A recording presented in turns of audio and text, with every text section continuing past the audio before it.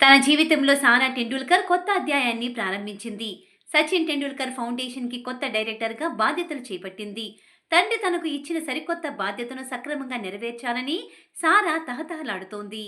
పేదలకు సేవ చేయాలనే లక్ష్యంతో స్థాపించిన సచిన్ టెండూల్కర్ ఫౌండేషన్ 5 ఏళ్లు పూర్తి చేసుకుంది. ఈ సందర్భంగా ముంబైలోని బాంబే క్లబ్ ఫౌండేషన్ 5వ వార్షికోత్సవ కార్యక్రమాన్ని నిర్వహించారు. ఈ వేడుకలో సారాను ఫౌండేషన్ డైరెక్టర్గా ప్రకటించారు. చాలా పెద్ద బాధ్యత రావడంతో సారా టెండూల్కర్ ఆనందంగా స్వీకరించింది. ఈ ఫౌండేషన్లో భాగమై తన తల్లిదండ్రులు ప్రారంభించిన సత్కార్యాన్ని కొనసాగించడం తనకు సంతోషంగా ఉందని సారా టెండూల్కర్ హర్షం వ్యక్తం చేసింది. నా తల్లిదండ్రులు ప్రారంభించిన ప్రతి చిన్న కలను కొనసాగించడానికి నేను సంతోషిస్తున్నా. ఇలాంటి సందర్భం కోసం నేను ఆతృతగా ఎదురు చూస్తున్నా. భవిష్యత్ పిల్లలకు అవకాశాల ప్రపంచాన్ని ప్రకాశవంతం చేసే ఈ ప్రయాణం కోసం నేను సంతోషిస్తున్నా అని ఆమె అన్నారు. డైరెక్టర్గా నా తల్లిదండ్రులు ప్రారంభించిన ప్రతి చిన్న కలను కొనసాగించడానికి నేను సంతోషిస్తున్నాను. అలాంటి సందర్భం కోసం నేను వేచి ఉండలేను.